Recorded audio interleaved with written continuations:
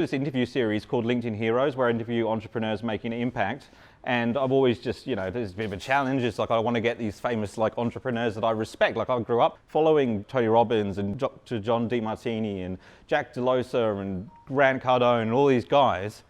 And I was like, well, how do I get them on my series, right? And so I was just gradually getting more well-known entrepreneurs to interview. And before you know it, I am getting interviews with all these guys. And it's all through personal branding and it's all through social media. But they do know as well, when I get there, that I'm going to add value. They know that I'm not looking for something out of it for me.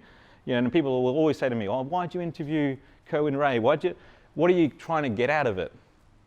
And they misunderstand. I'm not trying to get anything. I'm just trying to add value to my audience. And that's where content marketing comes in. That's why so many people struggle with it. Because the people that are unsuccessful at content marketing are thinking, what's in it for me?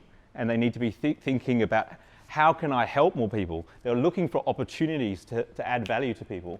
That's what's successful. And it doesn't show immediately, but in the long run, the results are there, believe me. So I've experienced it. The first year or two I was doing it, it was hard because everyone was saying, what are you doing that for? And I wasn't getting any results. But then they started to come in slowly.